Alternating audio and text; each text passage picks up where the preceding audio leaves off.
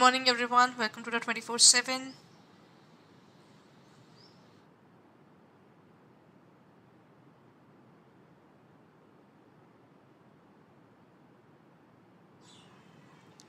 Let's begin with the class today. Just a moment everyone, and please let me know if I'm audible as well as visible today. We'll be talking about the topic today. Today is a blend of questions which includes both module A as well as part of module B as well as module C. So with every specific class that we are going through, I'm adding more and more modules in terms of the mixed questions. Just let me know if I'm audible as well as clearly visible. Okay, now in terms of the ABFM, we are having 80 days, 80 classes going on. So here comes the first question. This question relates to the module B there, right? This question says that IRR would favor project proposals which have heavy cash inflows in the early stages, evenly distributed cash inflows throughout the project, or heavy cash inflows in the later period, or none of the above.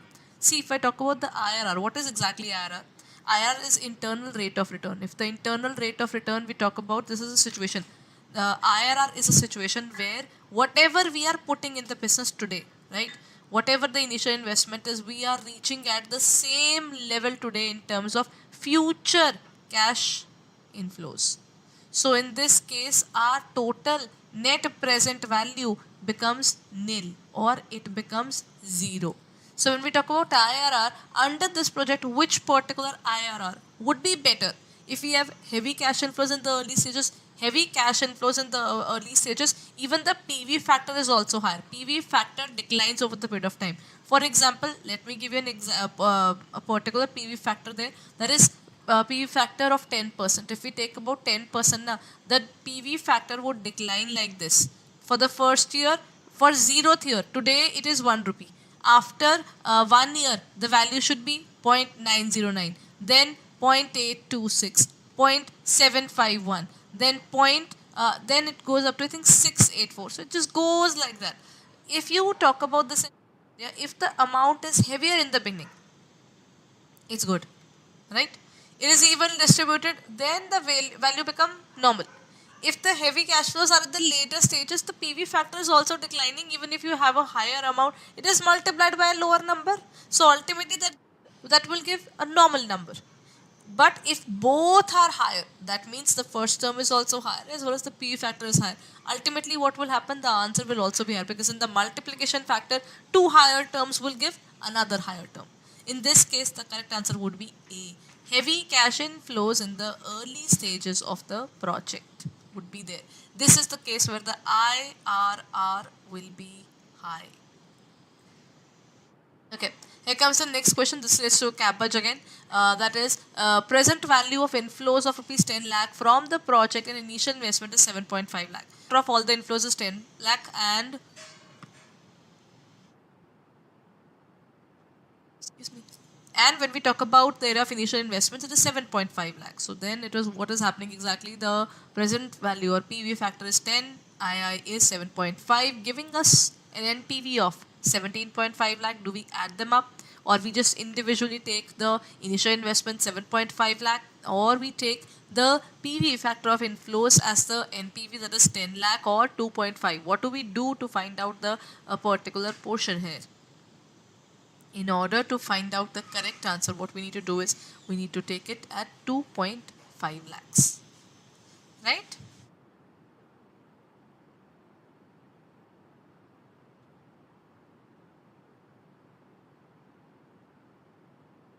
Okay, so in this case, the correct answer would be, if 10 lakhs is the PV of inflows, we reduce the initial investments, giving us an amount of 2.5 lakhs.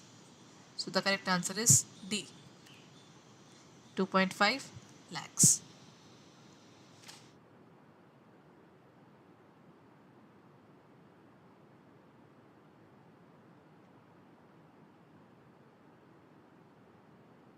Next question. Equity shares have or have a or an unlimited life, voting rights and receive dividends, limited life with no voting rights but receive dividends, limited life, voting rights but they receive dividend, or unlimited life, voting rights but no receive no dividends.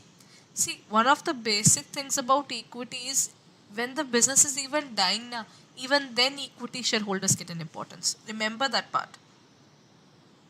Equity shareholders will get a very important value in the organization because they are the true owners of the organization. They live as a scavenger. They don't get the money in the very beginning. They get money after everybody else has got money.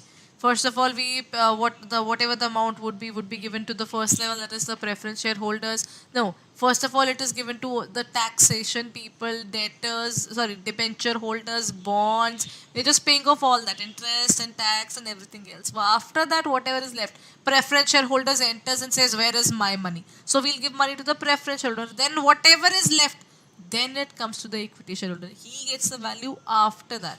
And why does this happen in terms of this working? Equity shares have a or and they have an unlimited life.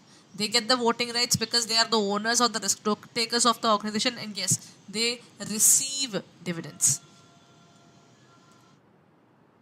Next point, which of the following best indicates the business risk? In terms of the business risks, the first term that we need to understand is called leverage. Before I move forward towards all these types, what is leverage? Leverage or the term leverage can be taken from the word lever there. Lever means the thing that helps to gear up, right?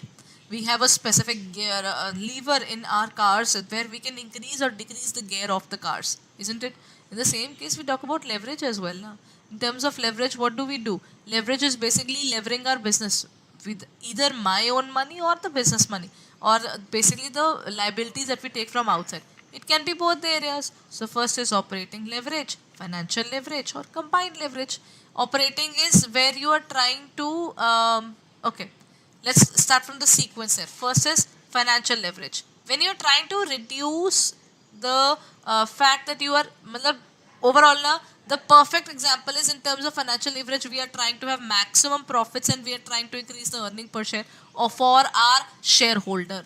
So we, instead of going for shares, we go on to debentures or other bonds so that the share per person who are eating that particular profit, they are getting good amount of money. When I say eating a particular profit, I treat it as a cake. See, if there's a cake of 1 kg and hardly 3 people are eating it, everybody will get 1/3 part of it. If the number of people will increase in the cake is same, then even if they are bringing more and more capital, they are eating more and more in terms of the cake as well. Now, technically, you're not getting much. So you will try to reduce or keep the number of people limited there, but you will increase the size of the cake. Then we have operating leverage. Operating leverage means the leverage which talks about maximum profit for the business, the day-to-day profit there, right? And then we have combined. Let's play with it together. Ultimately, operating and financial leverage coming together becomes combined leverage. And then we have something called total leverage. Technically, there's nothing called total leverage there. We call it the combined leverage. So, but when we talk about this particular question, it is basically based upon best indicates the business risk. Day-to-day functioning of the business. The day-to-day functioning of the business is not related to financial or combined. It is purely related to operating leverage. We are trying to work on our business, right? So when we are trying to work upon our business, we work in this way only.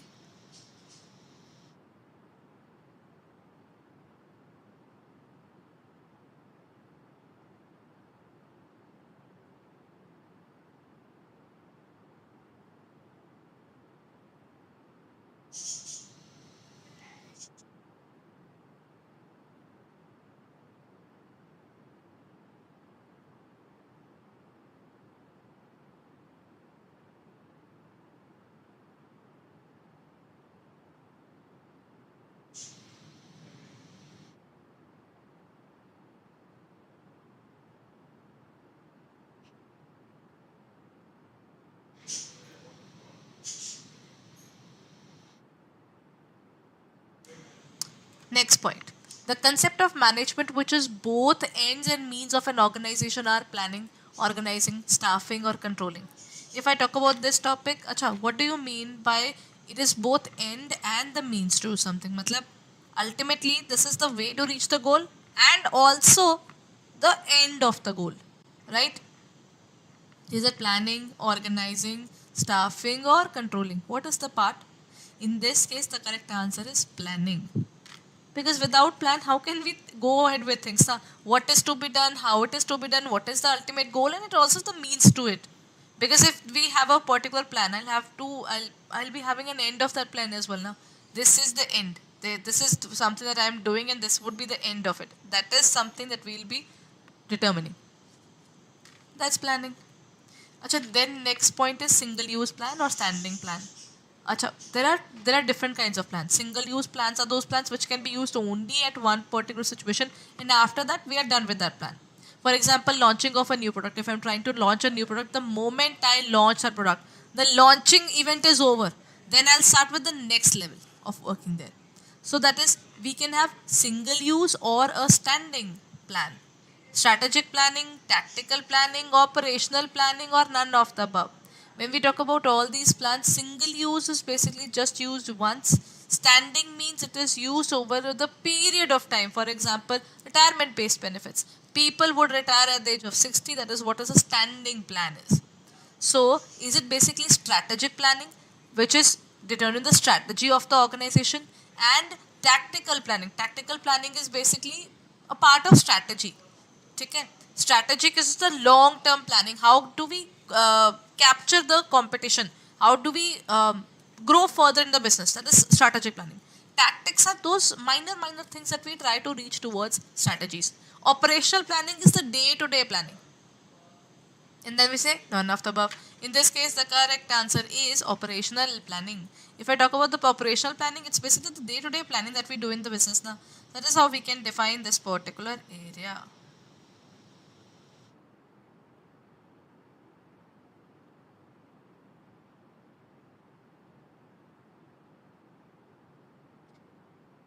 Now, the next point says that these plans usually take the course forming an organization's identity in the business environment. They take the specific course of business, how the business should go, what should be done. Everything has been specified in that way. These plans usually take the course of forming an organization's identity. If you talk about forming the organization's identity, it would be strategy, policy, procedure, or rule. Four things are there. Strategy is the way of achieving the objectives. Policy is something that is going on a general basis. Procedure is how to do it step by step. And rule is a very rigid line. If you do it, if you don't do it, then this is the punishment. That's how we define rule. It's the simplest form in terms of the business environment.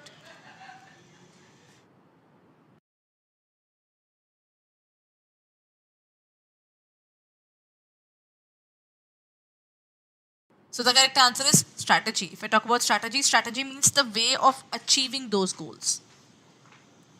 Next point, ranking, rating, checklists are methods of transfer management, performance appraisal, promotional methods, or job description. If I talk about the ranking, rating, as well as the methods and the list to look forward to, the transfer management, performance appraisal, promotion methods, or job description. Ranking rating is basically a part of the performance appraisal. We try to understand whether the person is going good or he's going bad in terms of their job profile. That is performance appraisal. If anybody is looking for promotion, how do we provide promotion to them is something that we determine in this area. Acha, the next question is know-how and skill are characteristics of which aspect of management? In terms of management, where does the know-how and skill stand? It is management as an art, management as a profession, management as a science, or all of the above. See, as a skill is basically knowing that particular thing. For example, I might be knowing a specific way of working. If I have to look forward towards this area, then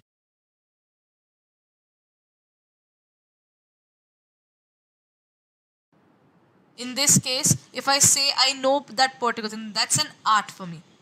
Know how, if I had been doing dancing from the last 10 years, 15 years, then I learn that particular thing. I become skilled in it. If I'm good in painting, then that painting portion is my skill, which gets better and better every single day. Profession is basically determined in terms of degrees. Science is basically very rigid.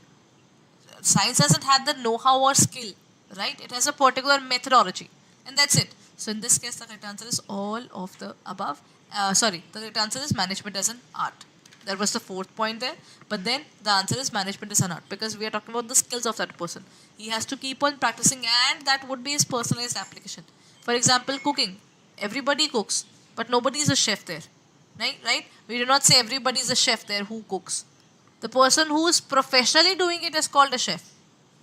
But every other person who might be cooking for their household and everything, they are a part of that. And it's an art for them, right? In this case, then management becomes an art. Okay. Next point is the relationship between administration and management. Admin is above management. Admin is part of management.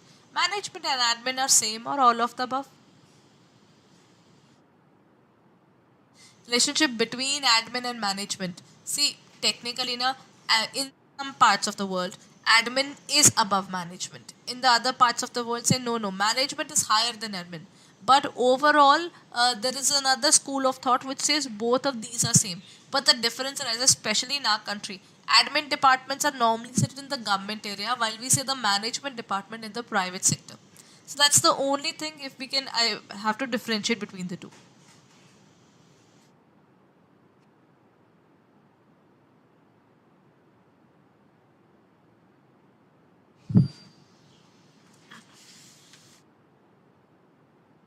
So, in this case, the correct answer is all of the above are correct.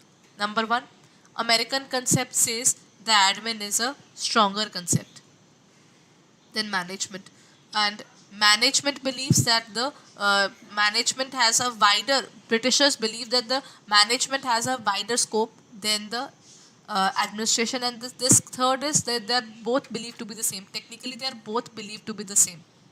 So that's the answer. Now comes the next. Okay, this is where I end my particular session. I'm done with the session today. But if you're preparing for this particular examination, then what are we waiting for? Do you know we the CIB Mahapak is there, and at the same time, if I talk about this particular batch of CIB, we have started with our another batch of CIB just now. And if you haven't started your preparation, kindly hurry up, because you cannot sit idle, isn't it? You will have to make sure that you are giving your best shot in terms of the examination today itself, because if you are not giving the best there, then how will you cope up in the examination? Because March is here, we just have a few months left. That is, the counted number of months are left in order to achieve our goals. So it is way better that if you are trying to achieve the goal, then we take up every single opportunity that is coming up. At this point of time, the chances are that the self study becomes difficult, because considering each and every book that we are having in terms of the CIB examination is around 600 pages. So if you can read up all the 600 pages per subject individually within the next 2 months, then you can proceed with the area of self study. But if you feel you have limited period of time and you want to make that every single hour or every single minute that you are spending on your examination fruitful, then why don't you go for the mentorship? What you can do is you can take up our courses. You can go onto the area of www.adda247.com, go into the area of JIB and CIB, and choose CIB Kamaha pack. If I say the CIB Kamaha pack, the first and foremost benefit of this particular area is, in terms of the CIB Kamaha pack, what are the benefits? You're thinking to look forward towards any of the goals. See, I think that the registration for CIB would be beginning from 1st of April, isn't it? Now the next point that comes is, have you decided which particular elective subject you are interested in? This is one of the basic questions that I'm getting. But the point is, if you look forward towards any of the electives there, then first of all you will have to consider the fact, what is the syllabus for all the electives, and is it easy for you or difficult for you? Considering your education background and your work profile, you can choose your elective. But do you know, if you're looking forward to the electives, we have got all the 5 electives, be it rural banking, HRM, IT and banking, risk management, and even central banking. You'll find everything in our courses. So why don't you go ahead and check it out, right? In this case, you have got test series, you have got videos, you have got online live classes, plus you have got 40 ebooks already, and mind it, many more things are to come. So that means everything you will be getting in this particular pack, and at the same time, you're not only getting the syllabus based classes, no. The live classes are there, but the mock test series are also there, video courses are also there, revision batches are also there. Whatever revision batch will come just before the examination, you will be a part of it. You don't have to pay a single penny after that. You will get ebooks, you will get numerical batches. If we start with any of the case study batches, then you are always there. Then topic books. But do you know, you can not only access the English medium batch, but you can also access uh, uh, the bilingual batch. Technically, whatever your comfort zone is, you will be able to get through it. And at the same time, there are live classes. There are a few record classes as well. Most of the classes would be live, so you can check out the classes there, right? So if you're looking forward to it, what is the plus point of this particular batch, to be very honest? Because I think we are looking forward towards the finances area. So in this case, what you need to do is, as soon as you use the code Y541, you will get a discount of 81% overall. 81% means the particular discount would give you 7199 for 12 months. So if it is for 12 months, then if you look forward towards the per month amount, it is not even 900. It is not even 800. It is lesser than that. It is 7199.20. So if you're looking forward to it, so kindly check it out in our website, or what you can do is download the app, because you can collect coins and reduce this amount further for yourself. So earn coins and then reduce this amount further. Otherwise, if you go through the app and download the app, you can download the app from the description given below. Then you can get another discount of 1%. That is, you'll be able to get maximum discount of 81% in this scenario. So if there's an opportunity, then go ahead and grab it. So I'll be meeting you